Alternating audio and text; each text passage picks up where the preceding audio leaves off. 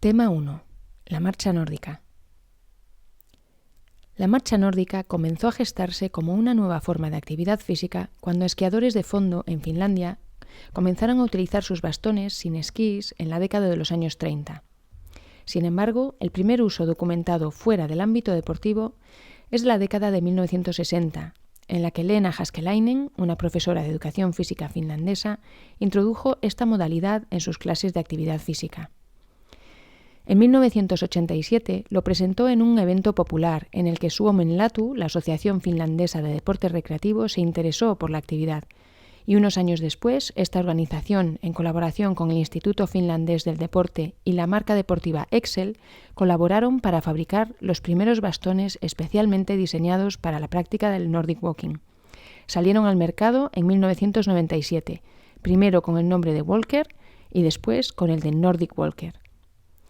Ya en el año 2000, un reducido grupo de personas de estas tres organizaciones funda la INWA, hoy Federación Internacional de Nordic Walking, que es una organización sin ánimo de lucro con el objetivo de difundir mundialmente esta nueva disciplina y salvaguardar una enseñanza de calidad. ¿Pero qué es la marcha nórdica? Se trata de una actividad consistente en añadir el uso de unos bastones a la forma natural de caminar, con el fin de que estos nos ayuden en la propulsión hacia adelante durante la marcha. Es importante resaltar que el uso de los bastones en ningún momento altera el patrón de biomecánica de la marcha, ni debe conllevar una mala alineación articular o posturas o gestos forzados. Esta técnica es la comúnmente denominada como técnica diagonal o tradicional, que es la empleada en la mayor parte de los estudios científicos, porque es la más extendida en el mundo. Fue inicialmente descrita por la INWA, por la Federación Internacional de Marcha Nórdica, pero actualmente no es exclusiva de esta organización, ya que prácticamente todas las entidades creadas con posterioridad a la INWA también emplean esta técnica. Como veremos más adelante, los bastones no solamente nos sirven de apoyo procurando estabilidad, sino que nos proporcionan un elemento a través del cual la parte superior del cuerpo puede ejercer un empuje activo durante la marcha. Esto permite, por un lado, activar músculos que no trabajarían sin los bastones y, por otro lado, repartir el esfuerzo a realizar entre la parte superior y la inferior del cuerpo mientras caminamos. Es asimismo una actividad equilibrada y simétrica, ya que tanto la parte derecha del cuerpo como la izquierda trabajan de igual manera. ¿Pero por qué practicar marcha nórdica? Bueno, acabamos de explicar que el cuerpo trabaja de forma simétrica, gracias a que unos bastones complementan el patrón de marcha normal, propulsando el cuerpo hacia adelante. Está considerada como una actividad física saludable que puede emplearse de manera recreativa, de forma ocasional o como ejercicio físico, bien para mejorar la condición física o como herramienta en la promoción de la salud y para prevención, tratamiento, control y rehabilitación de distintas patologías, pero también en el ámbito del rendimiento deportivo y la competición. En cuanto a quién puede practicar la marcha nórdica, cabe resaltar que se trata de una actividad física muy transversal que puede practicarse a lo largo de todo el ciclo vital, desde la infancia hasta la edad adulta avanzada. Hay distintos entornos facilitadores. El entorno educativo, en el que la marcha nórdica se puede emplear para potenciar la actividad física entre escolares. En este sentido, se logran resultados especialmente positivos entre los alumnos menos proclives a ejercitarse, ya que no requiere de una forma física o habilidades concretas para su práctica. En el entorno familiar, se trata de una actividad apta para disfrutar en familia, independientemente de las edades y de la condición física de sus miembros. En la foto del diagrama veis a un abuelo y unos nietos practicando marcha nórdica. En el entorno social, el número de clubes, asociaciones, agrupaciones está en aumento porque esta actividad tiene un marcado carácter social y es muy transversal. Puede aglutinar a un conjunto de personas muy variado. En el entorno sanitario, dada la sencillez de aprendizaje y de ejecución de la técnica, así como sus beneficios fisiológicos, psicosociales y de implementación, que la convierten en una actividad idónea para ser prescrita en este ámbito. Y también en el entorno laboral. De hecho, diversos estudios han constatado la eficacia de la marcha nórdica para combatir el dolor y otras molestias musculoesqueléticas provocadas en trabajadores de oficina como consecuencia de sus altos niveles de sedentarismo. Y la marcha nórdica es una actividad de muy fácil implementación y muy transversal. Se trata de una actividad susceptible de ser practicada durante toda la vida, independientemente de la forma física de cada uno, ya que se debe adaptar a las características personales y a los objetivos de cada practicante. Por otro lado, puede practicarse casi sobre cualquier tipo de superficie, en terreno plano, con pendiente, con distintas condiciones atmosféricas. Evidentemente hay algún tipo de terreno, como las pedreras, donde no se van a poder utilizar los bastones y algunos otros donde habrá que adaptar la técnica, pero es bastante transversal. Y por último, se trata de una actividad relativamente económica, ya que para poder practicarla únicamente necesitaremos una instrucción por parte de un profesional del ejercicio que nos explique qué hay que hacer y sobre todo qué no hay que hacer, y un par de bastones.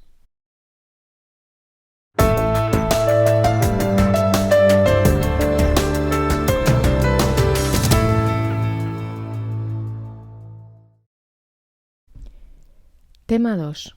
Diferencias con el uso tradicional de bastones. A continuación expondré las diferencias más importantes que existen entre el uso tradicional de los bastones, empleándolos en una vertical delante del cuerpo, y el uso de los bastones en la marcha nórdica. Apoyo y propulsión. Tradicionalmente, los bastones se han utilizado como un elemento de apoyo para proporcionar estabilidad. Sin embargo, en la marcha nórdica los emplearemos además como un elemento de propulsión en la marcha, esto es, el uso de los bastones nos ayudarán en el desplazamiento hacia adelante. Para esto, los bastones deberán apoyarse en una diagonal hacia atrás, permitiendo así realizar un empuje activo a través de los mismos. Si los empleáramos delante de nosotros, servirían como elemento de apoyo, pero no de propulsión, ya que en caso de empujar en una vertical hacia abajo, la fuerza resultante nos llevaría hacia arriba, cosa muy poco eficiente si lo que queremos es iniciar un movimiento hacia adelante. En las fotos de la izquierda, el empuje hacia abajo a través de los bastones nos propulsará hacia arriba. En las dos fotos de la derecha, sin embargo, el empuje hacia abajo y hacia atrás nos propulsará hacia adelante. Postura. Otra de las grandes diferencias entre la marcha nórdica y el empleo tradicional de bastones es la postura que adopta nuestro cuerpo. Si bien es cierto que llevando los bastones delante podremos descargar peso en los mismos, correremos también el riesgo de adoptar una mala postura, adelantando la cabeza y encorvando los hombros hacia adelante. Esto podría sobrecargar la zona de cuello y hombros y además dificultar la respiración, ya que se restringiría la expansión de la caja torácica, también el movimiento del diafragma y por tanto la capacidad pulmonar. En marcha nórdica, por el contrario, al apoyar los bastones detrás, se fomenta observar una postura mucho más saludable. Esto es así porque encorvarse hacia adelante cuando el punto de apoyo del bastón está detrás es algo que no nos sale de forma sencilla, más bien tenderemos a ir más erguidos. De hecho, en los 15 años que llevo dando clase, uno de los comentarios que más me han hecho mis alumnos, junto con la poca sensación de cansancio, es lo mucho que los bastones les ayudan a mejorar la postura. El patrón de marcha. En la marcha nórdica, el patrón biomecánico de la marcha se mantiene, mientras que utilizando los bastones delante de nosotros, lo primero que nos llama la atención es que el movimiento de los brazos no es natural. Cuando caminamos sin bastones, el movimiento principal de los brazos se inicia en los hombros. Sin embargo, llevando los bastones delante, son los codos los que actúan como eje del movimiento. Esto se ve en las fotos. El hecho de emplear bastones realizando un empuje activo a través de ellos e iniciando el movimiento desde los hombros implicará también que utilicemos muchos más músculos de la parte superior del cuerpo. En la foto de la izquierda, el movimiento del brazo se inicia desde el codo. En la foto de la derecha, el movimiento se inicia desde el hombro. La marcha nórdica es un ejercicio aeróbico completo. Con frecuencia se asegura que moviliza el 90% de nuestros músculos. Esta afirmación es una aproximación, ya que los escasos estudios en los que se ha empleado electromiografía han estudiado la actividad de unos pocos músculos, pero no del 90%, claro. Así, en un trabajo realizado por un equipo de la Universidad de Verona, liderado por la doctora Pellegrini, encontró que frente a la caminata sin bastones y utilizando la técnica diagonal de marcha nórdica en un tapiz rodante a intensidad baja a moderada, se activaban más los músculos dorsal ancho, tríceps braquial, bíceps braquial, deltoides y recto abdominal. Por el contrario, se precisaba una menor activación de los gemelos. En cuanto a terreno con pendiente, observaron una mayor activación del bíceps y del trapecio y menor trabajo de los erectores de la columna. Sin embargo, y a pesar de los escasos estudios existentes, no cabe duda de que al emplear de forma más activa la parte superior del cuerpo, se trata de una actividad aeróbica completa que utiliza grandes patrones globales, buscando una simetría dinámica y homogeneidad en el movimiento. Bajo esfuerzo percibido. Precisamente porque el esfuerzo está repartido y no son solamente las piernas las que realizan todo el trabajo, el esfuerzo percibido, esto es, la sensación de cansancio, es menor que la experimentada si caminamos a la misma velocidad sin bastones. ¿Por qué es esto? Porque utilizando tanto el motor de abajo, las piernas, como el motor de arriba, la parte superior del cuerpo, estamos distribuyendo el esfuerzo. Una forma muy sencilla de apreciar cuánto nos ayudan los bastones es subir una cuesta y de vez en cuando dejar de utilizarlos, sin dejar de caminar, claro.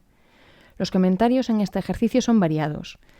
Parece que me freno, de repente me pesan mucho las piernas, siento que me cuesta mucho más subir sin los bastones, etc. Lo que sentiremos al dejar de usar los bastones es cuánto dejamos de utilizar la parte superior del cuerpo en nuestro desplazamiento hacia adelante. A menudo mis alumnos en cursos de iniciación se sorprenden de que con tan poca experiencia puedan advertir tanta diferencia entre utilizar y no utilizar los bastones. Indudablemente, esta diferencia aumentará a medida que practiquen y que perfeccionen su técnica, ya que cuanto más partido se saque al empuje del bastón, más se apreciará. Sin embargo, incluso alguien en etapas muy tempranas de aprendizaje o que por distintas razones no pueda observar una técnica muy refinada, podrá percibir una ayuda considerable al caminar utilizando los bastones, empleándolos de la manera en que se emplean en la marcha nórdica.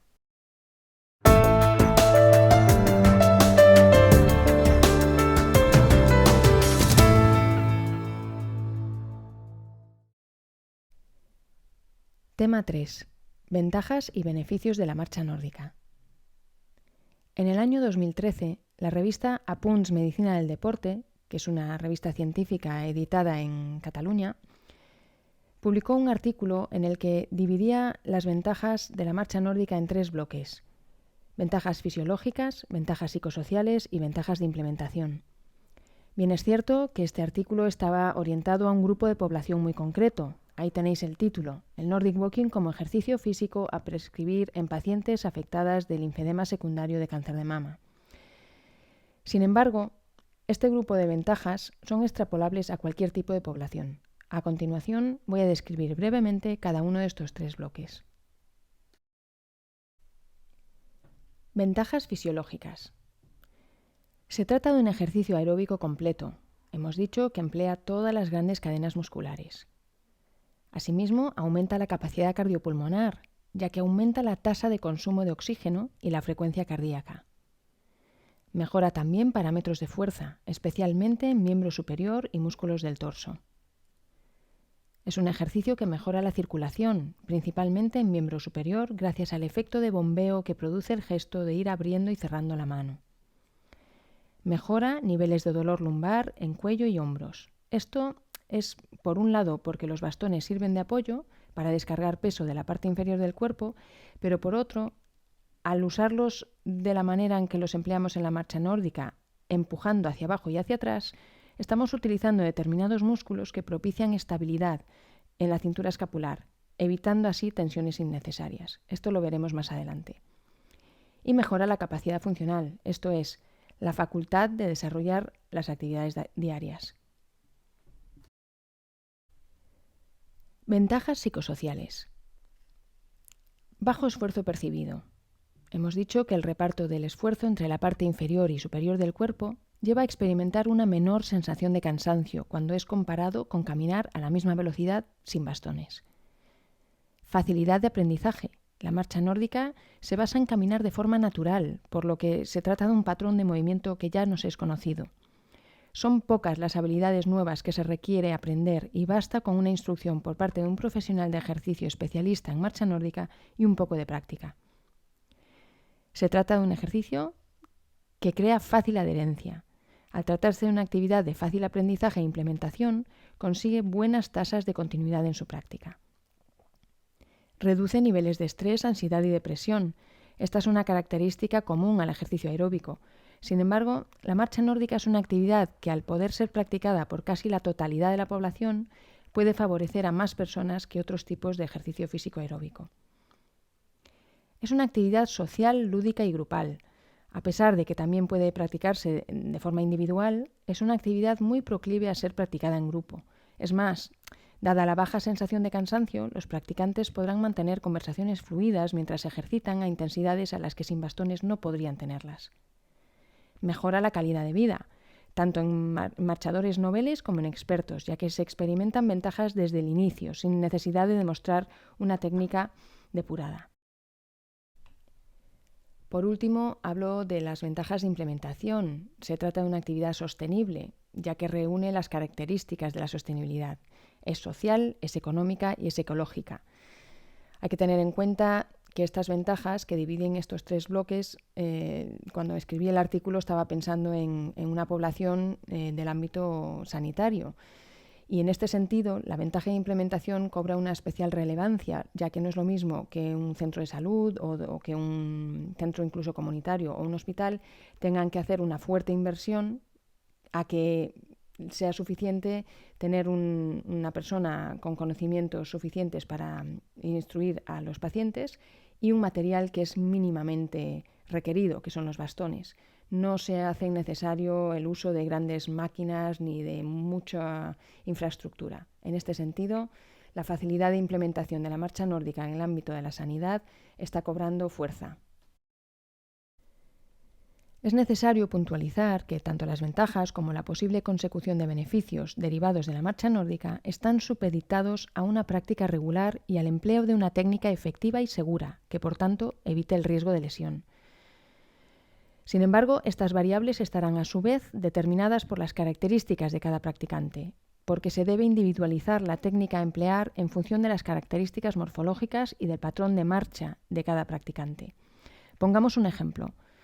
No va a poder practicar de la misma manera y empleando la misma técnica una persona de 80 años que una de 20, o que una persona que tenga una patología comparado con otra que no la tenga. Evidentemente, habrá también que tener en cuenta el objetivo personal que se quiera alcanzar y que no será el mismo, por ejemplo, para una persona que quiere mantenerse en forma que para un competidor o alguien que se esté rehabilitando de una dolencia.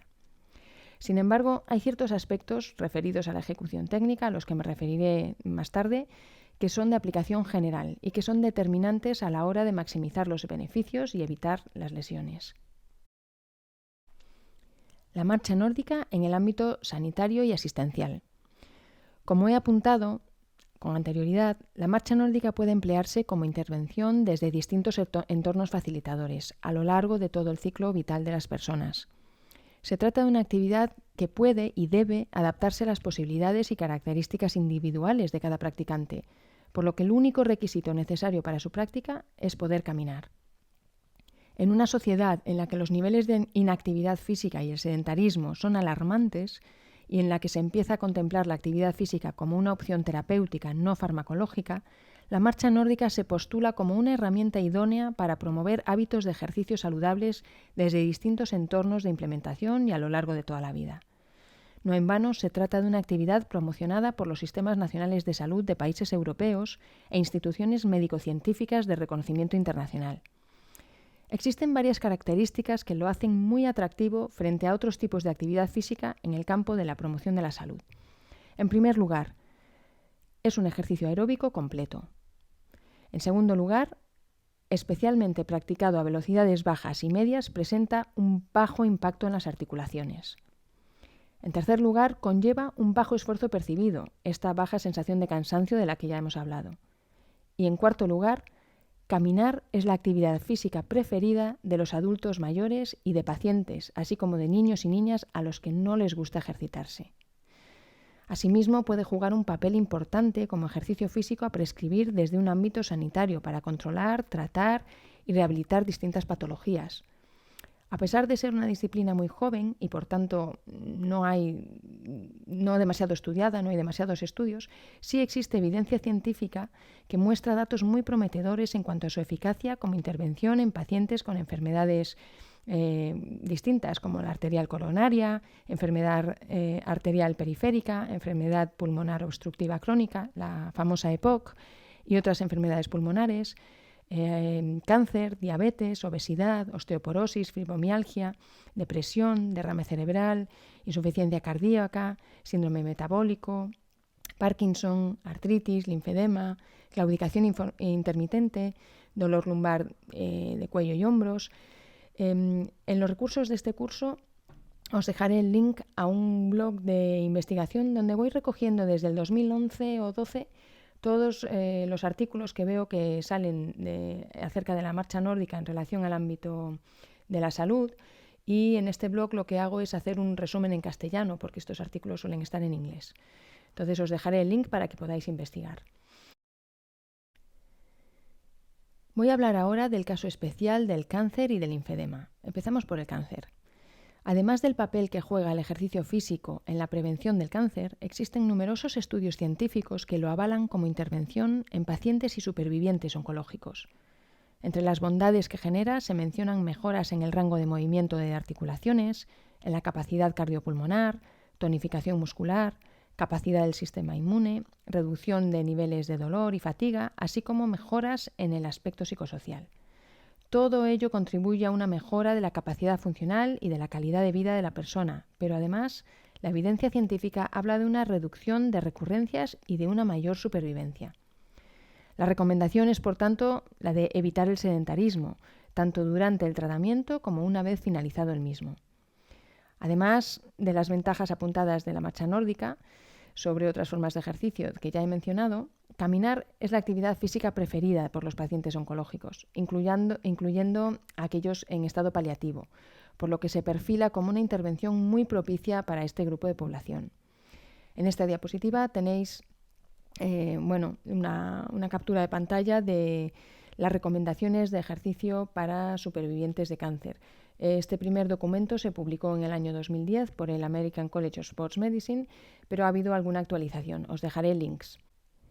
Además, en mi web, 4trebol.com, podéis buscar en el blog y encontraréis muchos artículos referidos a los beneficios de la actividad física y el ejercicio físico en pacientes oncológicos.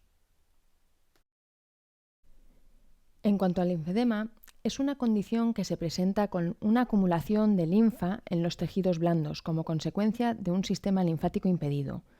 Puede ser de carácter secundario o de carácter primario. El linfedema primario está catalogado dentro de las denominadas enfermedades raras, y el más conocido entre los linfedemas secundarios lo es en el de miembro superior como consecuencia del tratamiento oncológico contra el cáncer de mama. De hecho, se trata de una de sus complicaciones más comunes, que puede presentarse incluso años después del tratamiento. Pero para entender qué es el linfedema, voy a explicar un poquito de forma sencilla el sistema linfático. La linfa es un líquido acuoso que se filtra desde los capilares sanguíneos y cumple principalmente funciones inmunitarias y metabólicas. Hay parte de este líquido que retorna al corazón a través de las venas. Sin embargo, hay un porcentaje que lo hace a través de los conductos linfáticos. Una alteración en este sistema impedirá el normal retorno de la linfa, dando lugar al edema característico de esta patología. Además de las ventajas ya expuestas de la marcha nórdica frente a otras formas de ejercicio aeróbico, hay una singularidad que la hace especialmente beneficiosa para quienes padecen o están en riesgo de padecer linfedema primario o secundario, y es que activa la circulación, tanto la sanguínea como la linfática. En el caso del miembro superior, esto se debe en gran medida a que con una técnica correcta de marcha nórdica, las manos se van abriendo y cerrando alternativamente sobre la empuñadura de los bastones, favoreciendo así el retorno linfático. No obstante, este efecto solamente se producirá si efectivamente vamos abriendo y cerrando las manos durante la práctica. En este sentido, os dejo un link a un artículo en el que colaboré con el doctor Andrea Di Blasio de la Universidad de Città di Pescara en Italia, donde precisamente analizábamos este tema. La marcha nórdica está recomendada como ejercicio que se podrá realizar de manera independiente por los pacientes. Sin embargo, se recomienda que para iniciarse se acuda a profesionales debidamente cualificados, esto es, profesionales de la actividad físico-deportiva o de la salud, que además estén especializados en marcha nórdica y en pacientes oncológicos o en linfedema en su caso. Debemos recordar que se trata de un grupo de población muy concreto y que debe ser tratado por especialistas.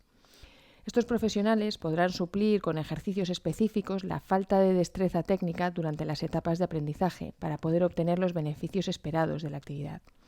Podrán asimismo proporcionar orientación y resolver las dudas que puedan surgir para asegurarse de que se maximizan los beneficios, evitando el riesgo de lesión o de empeorar el linfedema.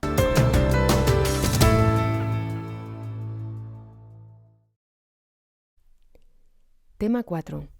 Bastones. Gracias al enorme auge experimentado por la marcha nórdica, hoy en día muchas marcas han optado por fabricar bastones específicos para esta modalidad. La oferta en el mercado es muy amplia. Serán las necesidades de cada practicante las que determinen la preferencia por una marca, un modelo u otro. Sin embargo, hay que tener en cuenta que la elección de los bastones va a condicionar tanto la práctica como la consecución de los beneficios asociados a ella. El tipo de correa, la composición y la altura de los bastones son cuestiones importantes a la hora de elegirlos. A menudo me preguntan si se puede practicar marcha nórdica con bastones de trekking, y yo suelo contestar con otra pregunta, como buena gallega. ¿Se puede jugar al tenis con una raqueta de pádel? Imagino que algo parecido se podrá hacer, pero no puede ser lo mismo, porque el material deportivo está diseñado para unas características técnicas muy concretas, que no todas las disciplinas comparten, por muy parecidas que sean. Los bastones de marcha nórdica están específicamente diseñados para esta modalidad, mientras que los de trekking lo están para hacer trekking. La correa o dragonera. Una de las cosas que más sorprende a quienes se inician en la marcha nórdica es que los bastones están sujetos a la muñeca por una correa especial. A veces también la llamamos dragonera. Esta correa permite no tener que sujetar la empuñadura del bastón constantemente. Y es quizá la diferencia más destacable con un bastón de trekking. Los diseños han ido evolucionando. Desde que en el año 1997 la marca finlandesa Excel presentara los primeros bastones específicamente diseñados para la marcha nórdica, actualmente ya existen en el mercado distintos modelos de correas con diversos sistemas de anclaje a la empuñadura, extraíbles o no extraíbles. Con el fin de observar una técnica efectiva y segura, las correas de un bastón tienen que permitir, por un lado, soltar el bastón completamente durante el braceo hacia atrás y, por otro, transmitir fuerza a través de la correa de forma cómoda. En este sentido, se han extendido el uso de dos tipos de correas, unas con orificio para el pulgar y otras sin orificio para el pulgar. Voy primero con las correas con orificio para el pulgar. Estas proporcionan una referencia estable para mantener la muñeca bien alineada y realizar el empuje a través de la correa con el borde cubital de la mano. Las correas sin orificio para el pulgar, por contra, envuelven únicamente la muñeca. La mano está totalmente libre. Las correas de este tipo podrían propiciar una rotación interna del hombro. Esto lo explicaré un poquitín más adelante. Caña, puntas y tacos. Empezamos con la caña del bastón. Los materiales más empleados, dependiendo de la calidad del bastón, suelen ser aluminio, fibra de vidrio y fibra de carbono. El porcentaje de estos materiales determinará el peso y la vibración del bastón, siendo los de más porcentaje de carbono los más ligeros y con menor vibración. Por otro lado, los bastones pueden ser de un solo tramo o de varios y tener distintos sistemas de ajuste, de rosca, de clip. Ahora también hay estos bastones que no son telescópicos, pero son plegables, que son muy utilizados por corredores de carreras de montaña. De nuevo, tenemos que tener en cuenta que cuantos más tramos tenga el bastón, mayor será su vibración y peso, pero sí que es cierto que el material está evolucionando de manera muy significativa y hay bastones telescópicos e incluso plegables muy ligeros y de muy buena calidad. Puntas. Las puntas de los bastones pueden variar de diseño y material. Además de las tradicionales utilizadas en los bastones de trekking, hay también otras que consisten en una punta con cuchilla, que tiene una o dos puntas. Se llaman puntas asesinas. Es importante tener en cuenta que si vamos a practicar marcha nórdica descalzos, quizá este tipo de punta no sea el más idóneo. Sin embargo, en ciertos terrenos como la hierba tienen un agarre muy bueno. Existen también bastones que incorporan en la parte baja mecanismos para intercambiar puntas y tacos de forma rápida. En mi opinión y en mi experiencia, incrementan inútilmente el peso del bastón y a menudo se estropean o se inutilizan por barro, humedad o impacto. Otra desventaja quizás de estos sistemas es que ya no valen los tacos universales. Y hablando de tacos, les llaman a veces conteras o pads también, son piezas de goma que se utilizan para cubrir las puntas en superficies duras. Es la pieza de repuesto más utilizada de un bastón y hay distintas marcas que producen este tipo de tacos y de nuevo varían mucho en cuanto a forma y precio. Voy a hablar ahora de la altura del bastón. Debemos recordar que el objetivo de la marcha nórdica es el de añadir unos bastones específicos a la forma natural de caminar. Pero claro, no todas las personas tenemos cuerpos idénticos y todos caminamos de manera distinta. Por lo tanto, la elección de la longitud deberá individualizarse para cada practicante. Se ha extendido el uso de distintas fórmulas para calcular la altura de los bastones. Una de ellas consiste en multiplicar la altura del participante por una cifra determinada. A pesar de que estos métodos pueden dar una idea aproximada de la longitud apropiada, en ningún caso se trata de un sistema preciso, ya que no todas las personas de la misma altura tienen cuerpos similares. Por ejemplo, 2 personas pueden medir 1,70 y sin embargo una de ellas tener los brazos muy largos, por lo que necesitaría menos longitud de bastón que una persona que los tuviese más largos, más cortos, por ejemplo. Idéntico problema nos encontraremos si nos guiamos por referencias anatómicas que no se encuentran en el miembro superior. En este sentido, existe una corriente que aboga por utilizar el ombligo como referencia. Sin embargo, 2 personas pueden tener el ombligo a la misma altura, pero tener brazos de distinta longitud, por lo que tampoco requerirán el mismo largo de bastón. Dado que el bastón deberá cubrir la distancia entre la altura de la mano durante el braceo natural y el suelo, un sistema un poco más fiable es el de colocar el bastón en vertical al lado del cuerpo, buscando una posición un poco por debajo de la horizontalidad del antebrazo. Es decir, un ángulo de flexión de codo de aproximadamente 100-110 grados. Esto es que la mano queda un poquito por debajo del codo. A pesar de que sigue siendo una generalización, la mayoría de las personas tendrán, caminando a una velocidad media, un braceo que se aproximará a esta medida y podrá por tanto ser tomada como un punto inicial de referencia, aunque después podamos variar en función del patrón motor y de la velocidad de la marcha de cada persona la longitud de los bastones. ¿Qué pasa si llevamos los bastones demasiado cortos? Pues como podéis ver en estas fotos, no cubren la distancia entre la mano y el suelo, por lo que obligarán a estirar totalmente el brazo, limitando el braceo. Y el empuje, tanto en el braceo hacia adelante como hacia atrás, también se verá limitado. En esta otra foto veis a una persona con los bastones demasiado largos. Tampoco vamos a poder mantener un braceo natural y tampoco vamos a poder maximizar el empuje, porque el recorrido del bastón se ve muy limitado.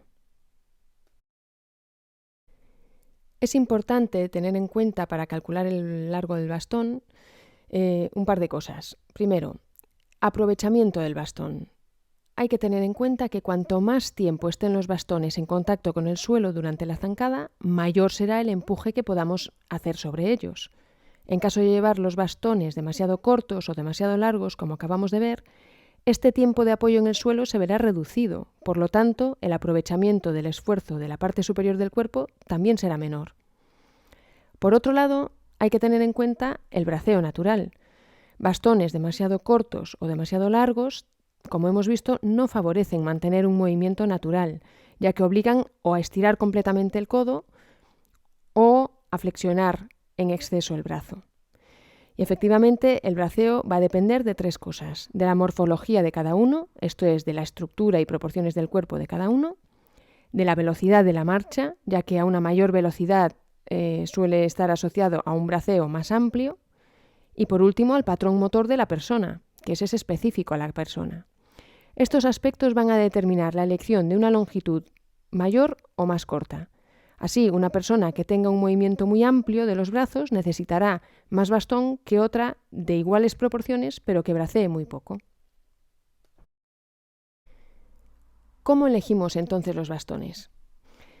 Las razones que llevan a los aficionados a que elijamos unos bastones u otros son distintas, desde las puramente estéticas, pasando por las económicas o la preferencia de una marca a otra. Sin embargo, hay ciertos aspectos que deberán ser valorados a la hora de adquirir bastones de marcha nórdica para poder tomar la mejor decisión posible. Estos factores que hay que tener en cuenta son los siguientes. Primero, la comodidad de la correa. También seguridad y facilidad de uso del sistema de sujeción de la correa al bastón, esto es, donde se ancla la correa a la empuñadura. Hay que tener en cuenta también la vibración que hay en el bastón cuando lo apoyas contra el suelo. La ligereza, aunque aquí hay que contemplar supuestos como el de un compañero escocés que vive en una zona en la que hace mucho viento y él prefiere bastones que no sean demasiado ligeros, porque si son demasiado ligeros el viento hace que choquen contra sus piernas constantemente y eso es muy incómodo. Hay que ver la relación calidad-precio, tanto de los bastones como de las posibles piezas que podamos necesitar, como son los tacos. El tipo de punta, en especial si vamos a practicar descalzos, esto hay que tenerlo muy en cuenta. Y también el tipo de tacos o conteras compatibles con el bastón y la disponibilidad en el mercado de recambios. Esto también es algo que a veces no se tiene en cuenta y deberíamos valorar.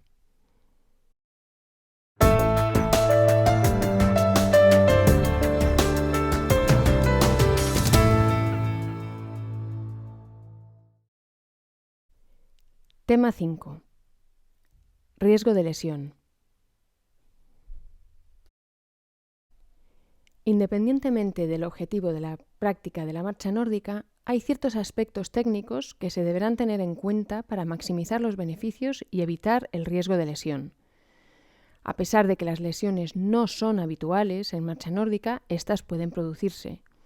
Y hay fundamentalmente dos posibles mecanismos de lesión. El primero se produce como resultado de un traumatismo agudo, generalmente una caída. El segundo son las lesiones por movimiento repetitivo. Estas son fruto de un microtraumatismo reiterado y, por lo tanto, más comunes en aquellas personas con una elevada carga de entrenamiento. Vamos primero con las lesiones causadas por traumatismo agudo. Entre estas, las más habituales son las contusiones, esguinces y fracturas, excepto las fracturas por estrés, claro. En este sentido, cabe resaltar que los bastones pueden ocasionar caídas, golpes, tanto al practicante como a terceros, si no se emplean de una manera correcta, por lo que deben extremarse las precauciones, especialmente a la hora de gesticular con los bastones. Un ejemplo, el de la foto, una persona que mira inocentemente la hora y al levantar el bastón puede impactar con otra persona o con algo. Asimismo, debemos extremar las precauciones si existe riesgo de caída, por ejemplo, en una pendiente muy pronunciada o en superficies muy resbaladizas. En estos casos es conveniente quitarse las dragoneras para evitar agravar las consecuencias en caso de caída. No olvidemos que las correas puestas impiden que podamos soltar los bastones de forma rápida. Vamos ahora con las lesiones por movimiento o esfuerzo repetitivo. Estas son patologías que se desarrollan progresivamente en el tiempo afectando al sistema musculoesquelético y son causadas por microtraumatismos reiterados como consecuencia de movimientos y esfuerzos de repetición. Sus síntomas son dolor, hipersensibilidad, rigidez, hormigueo o entumecimiento, adormecimiento, debilidad o calambres en el área afectada. Han sido ampliamente estudiadas en el ámbito de la salud laboral debido al elevado número de bajas que ocasionan, así como en el deportivo, ya que afectan a la capacidad de rendimiento de atletas. Quizá las más representativas y conocidas sean las tendinitis, las fracturas por estrés, las bursitis y el síndrome del túnel carpiano. En cuanto a los factores de riesgo de las lesiones por movimiento o esfuerzo repetitivo, el origen es variable, sin embargo, hay 4 factores que tienen que concurrir para que éstas se produzcan. Son los que están representados en esta diapositiva: movimiento repetitivo, empleo de fuerza, vibración y posición forzada. En cuanto a la marcha nórdica, es evidentemente un movimiento repetitivo, que en este caso es el de caminar. Se emplea fuerza. En la marcha nórdica estamos empujando a través de una correa. Existe un elemento vibratorio, el bastón. Y el cuarto, la posición forzada o movimiento extremo, Esto es un supuesto que únicamente se dará en el caso de la marcha nórdica si no se contempla una técnica apropiada con una alineación articular correcta. En cuanto al bastón como elemento vibratorio, hay que destacar que aunque las lesiones por movimiento repetitivo pueden producirse en cualquier parte del cuerpo, en marcha nórdica el uso del bastón confiere al miembro superior un riesgo elevado de sufrirlas. Un ejemplo no poco común que multiplica el riesgo en el brazo y el miembro superior es clavar el bastón contra el suelo con excesiva fuerza. La calidad del bastón también va a influir, porque no todos los materiales vibran por igual. En cualquier caso, de igual manera que no golpeamos los talones contra el suelo cuando caminamos, tampoco deberíamos clavar el bastón con mucha fuerza. Basta con apoyarlo. No nos va a inferir ningún tipo de beneficio el golpear el bastón contra el suelo con mucha fuerza. Lo que hacemos es aumentar el riesgo de lesión.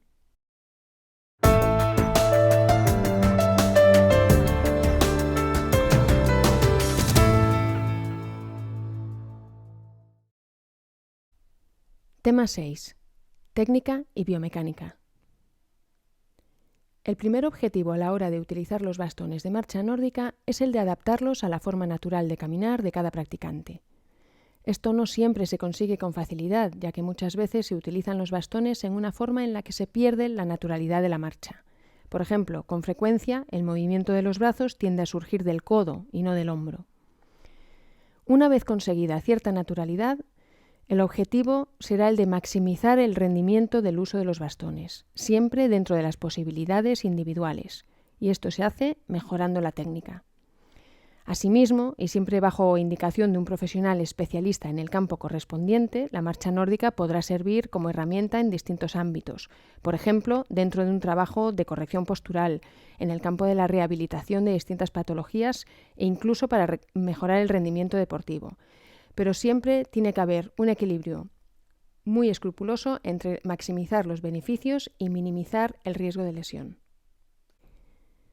Este curso no tiene como función suplir la instrucción adecuada por parte de un profesional especializado, pero sí me voy a referir a ciertos aspectos técnicos que son importantes a tener en cuenta para evitar el riesgo de sufrir lesiones por esfuerzo repetitivo.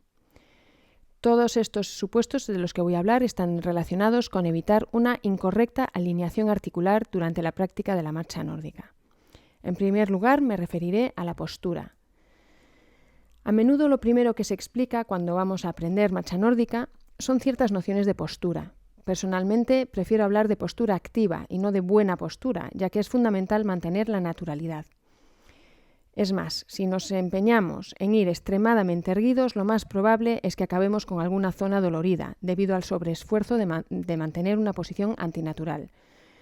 De modo que debemos mantener una postura activa, pero en ningún caso forzada.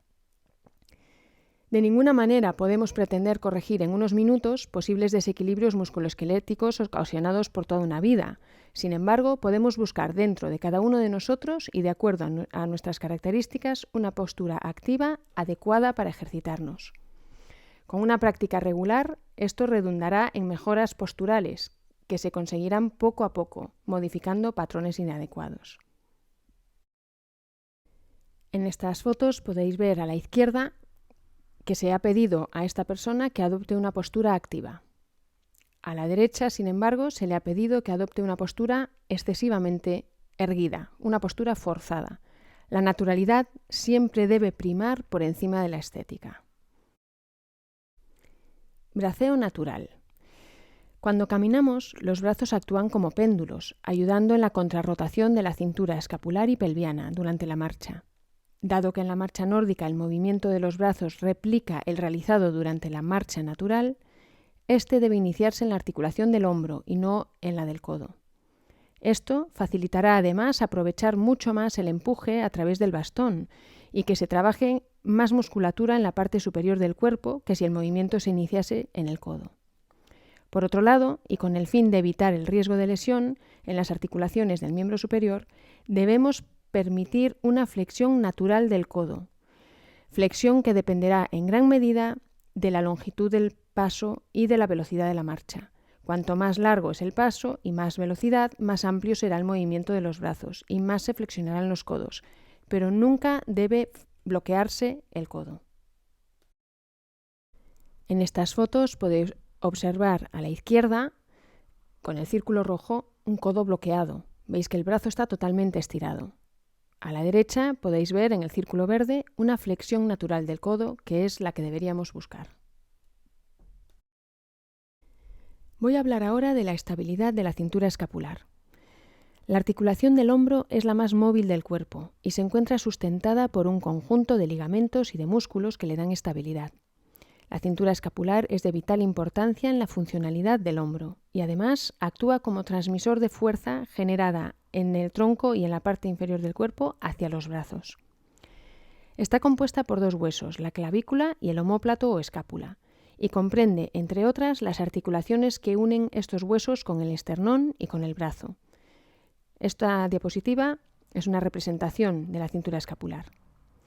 Durante la práctica de la marcha nórdica se advierten en ocasiones gestos que alteran la estabilidad en esta zona, y eso incrementa el riesgo de lesión de la articulación del hombro. Elevación del hombro. Es frecuente que el afán de incrementar el trabajo provoque que los marchadores apliquen fuerza a través de los bastones realizando una elevación del hombro, como se puede ver en esta foto. Lejos de mejorar el rendimiento deportivo, este gesto altera la posición estable de la escápula contra el tórax y aumenta considerablemente el riesgo de lesión al propiciar que la cabeza humeral comprima el espacio subacromial. Además, estaremos incrementando la tensión de cuello y hombros, por lo que este gesto debería evitarse. Este gesto, elevación del hombro, produce un exceso de actividad en el trapecio superior. Inclinación anterior de la escápula. Otro error relativamente frecuente es el de inclinar la escápula hacia adelante en la extensión del hombro, esto es, mientras llevamos el brazo hacia atrás. Este gesto podría darnos la falsa impresión de un movimiento amplio del brazo hacia atrás. Sin embargo, para evitar lesiones, la extensión del hombro debe realizarse con una escápula estable. Podemos observar en la foto A. Una extensión del hombro con inclinación anterior de la escápula aumenta considerablemente la presión en la articulación del hombro. Esto lo podemos ver en las fotos B y C, cosa que no ocurre si mantenemos el omóplato bien alineado. Una inclinación hacia adelante de la escápula puede darse habiendo o no flexión de codo. Sin embargo, el hecho de doblar el codo mientras llevamos el brazo hacia atrás casi siempre va a provocar una excesiva tensión y debería evitarse. Por otro lado, este gesto no forma parte de la forma natural de caminar, por lo que no debería formar parte del patrón de la marcha nórdica. Esto es de especial importancia para competidores, ya que en los reglamentos de muchas pruebas de marcha nórdica se exige que el marchador pase la mano hacia atrás, más atrás de la línea del cuerpo. Esto, sin embargo, no debería hacerse a cualquier precio. Desde un punto de vista saludable, debería tenerse en cuenta que el realizar este movimiento de forma errónea aumenta considerablemente el riesgo de lesión en la cápsula articular del hombro. Rotación interna del hombro. Cuando caminamos de forma natural, las palmas de las manos están orientadas hacia los muslos y no hacia atrás. Algunos marchadores, sin embargo, realizan el empuje en la correa a través del talón de la mano, con o sin hiperextensión de la muñeca. Cabe resaltar que empujar a través de esta zona central de la mano conlleva una rotación interna del hombro, lo que aumenta el riesgo de lesión y está asociado a un conjunto de problemas posturales. Si a esto añadimos además una hiperextensión de muñeca, tal y como veremos más adelante, el riesgo se multiplica. El empuje a través de la correa debería hacerse a través del borde cubital de la mano, como se puede observar en la foto en pantalla. Esto quiere decir que, al igual que en la marcha normal, las palmas de las manos deberían estar orientadas hacia los muslos. En este sentido, las correas con orificio para el pulgar proporcionan un mayor soporte y facilitan realizar el empuje a través de la correa de forma correcta. Podemos ver en las fotos las distintas posiciones de la palma de la mano como resultado de una posición u otra en el hombro. Vamos ahora a hablar de la muñeca. La desalineación de la muñeca es sin duda un clarísimo ejemplo del riesgo que puede entrañar la práctica de la marcha nórdica con una técnica incorrecta. Para poder realizar una transmisión de carga a través de la muñeca, evitando riesgo de lesión, ésta debe observar una alineación neutra. Esto quiere decir, mano, muñeca y antebrazo deben estar perfectamente alineados. Se trata de un concepto de higiene articular, en cualquier actividad de la vida diaria, no solamente haciendo marcha nórdica. Este es un concepto básico de biomecánica, muy estudiado en los ámbitos laborales y deportivos, dado el alto número de bajas laborales y de lesiones que provoca. Además, durante la marcha humana natural, las muñecas permanecen neutras en todo momento. Y hemos dicho que la marcha nórdica consiste en añadir el uso de los bastones a la forma natural de caminar. La muñeca siempre tiene que estar neutra. Desviaciones radial y cubital. Quizá la desviación radial es más habitual que la cubital en la práctica de la marcha nórdica y generalmente es un vicio, entre comillas, dificultoso de corregir, pero no es imposible. Se suelen dar como consecuencia de querer sentir más a la hora de utilizar el bastón y, como se puede observar en las fotos, altera totalmente la alineación neutra de la muñeca.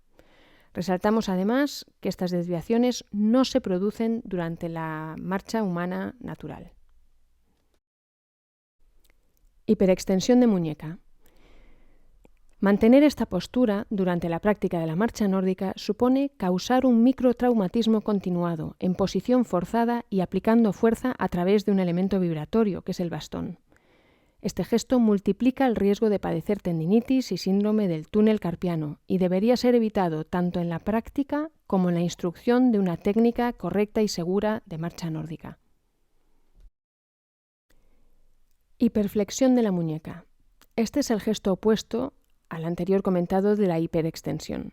Generalmente suele darse más en principiantes y puede ir acompañada o no de un agarre en pinza de la empuñadura del bastón entre el dedo pulgar y el índice.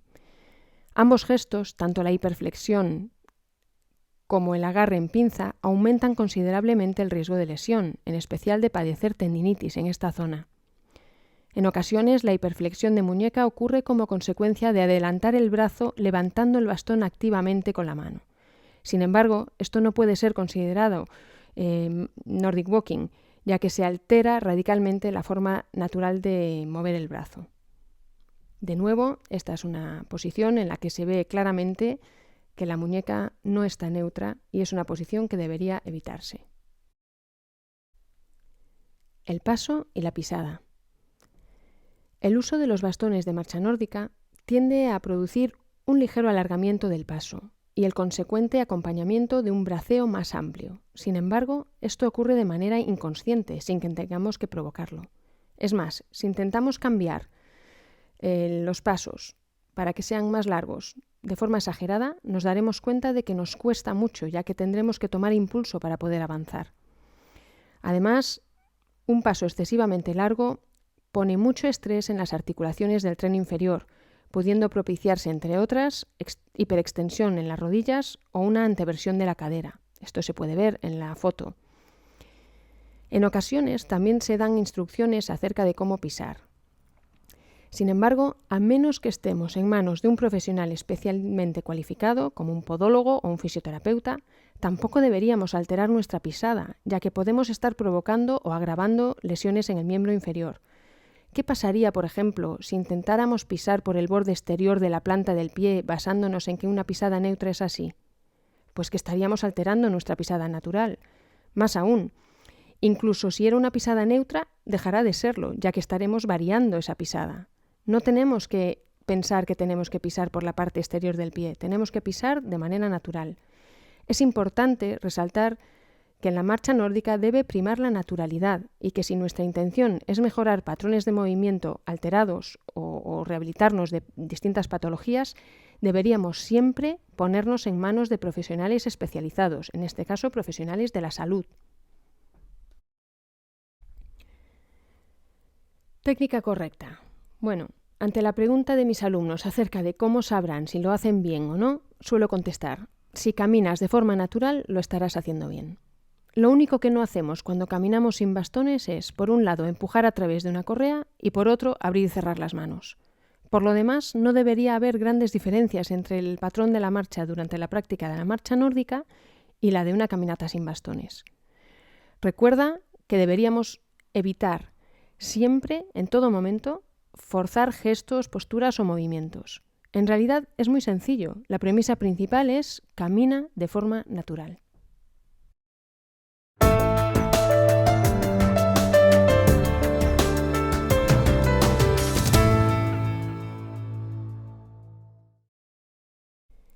Tema 7.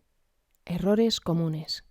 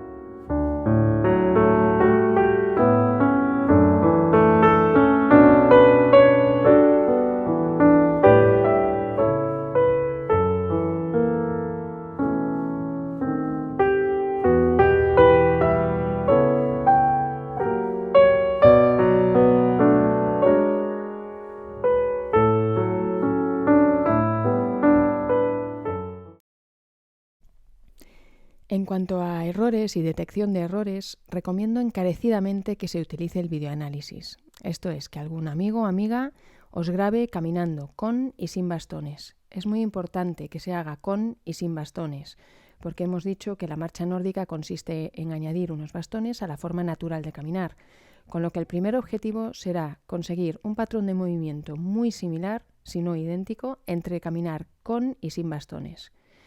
¿Que queremos aumentar la velocidad? No hay problema. Entonces lo que tendremos que hacer es hacer un vídeo caminando sin bastones a más velocidad y después replicarlo con los bastones. De esta manera podremos ver qué divergencias puede haber entre patrones de movimiento a una velocidad constante entre las variables de con y sin bastones.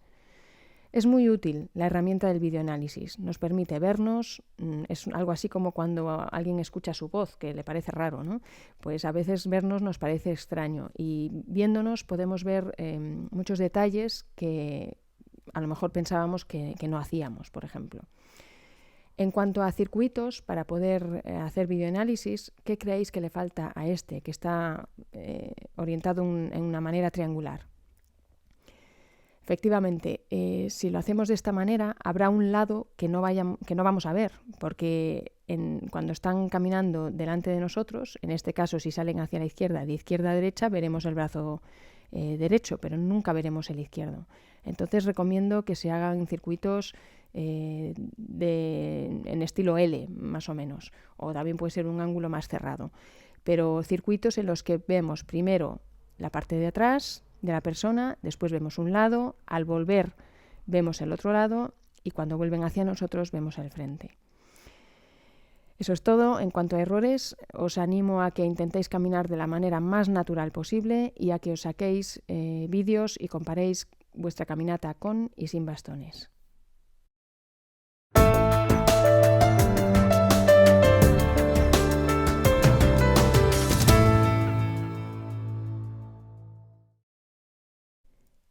Tema 8. Consideraciones especiales.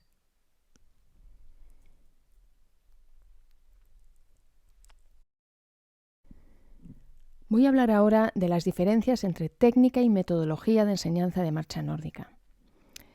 La técnica más extendida internacionalmente y la utilizada en la gran mayoría de los estudios científicos, precisamente porque es la más extendida, es la denominada técnica diagonal o tradicional. Como ya he dicho, esta técnica fue inicialmente descrita por la INWA, por la Federación Internacional de Nordic Walking, y es una técnica que respeta el patrón de biomecánica de la marcha. Es decir, el uso de los bastones se añade a la forma natural de caminar, respetando la correcta alineación articular.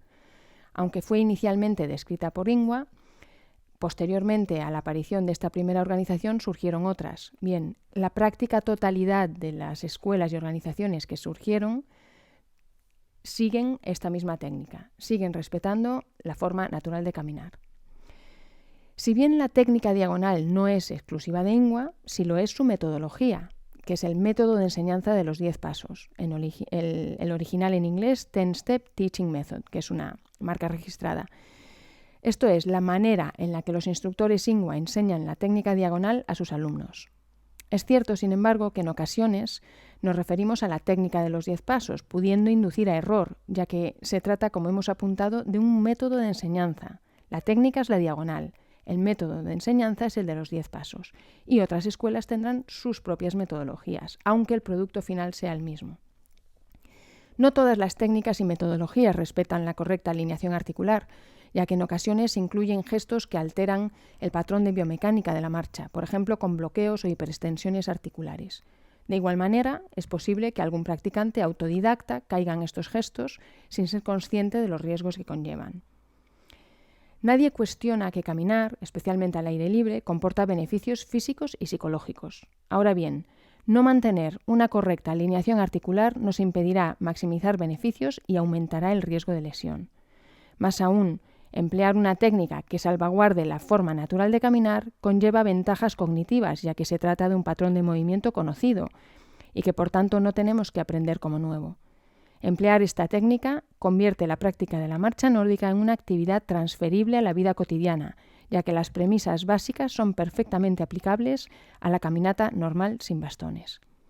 De esta manera, las dos actividades, practicar marcha nórdica y caminar normalmente sin bastones, pueden retroalimentarse buscando mejorar patrones de movimiento. Es comprensible que la población no formada en biomecánica o en anatomía aplicada al movimiento relativice la importancia de la técnica y de la correcta alineación articular. Sin embargo, un buen profesional del ejercicio debe saber valorarlo. Y es que practicando con una técnica efectiva y segura, la marcha nórdica es una actividad saludable, asequible para todos, independientemente del estado físico de cada uno. Para finalizar, un apunte acerca de los profesionales del campo de la marcha nórdica. En los últimos tiempos, y gracias al esfuerzo de muchas personas de distinto signo, la marcha nórdica comienza a popularizarse. Ya no es tan raro ver a gente practicando esta modalidad por las calles, paseos, senderos, playas y montes. Sin embargo, proliferan también las ofertas formativas de instructores de esta modalidad. Cursos de 2 días, a veces a distancia, que no exigen requisito previo alguno y otorgan el título de instructor de marcha nórdica automáticamente a quienes lo realizan. Indudablemente, la buena intención de estas personas se da por sentada, pero ¿es tan escasa formación suficiente para habilitar a alguien como un profesional del ejercicio? Los instructores deberían utilizar la marcha nórdica como una herramienta más de trabajo en un campo en el que ya son profesionales. Mientras no entren en vigor o se creen leyes que regulen a los profesionales de la actividad físico-deportiva, recomiendo encarecidamente que se valoren tanto la formación como el currículum personal del instructor para garantizar así una enseñanza efectiva y segura.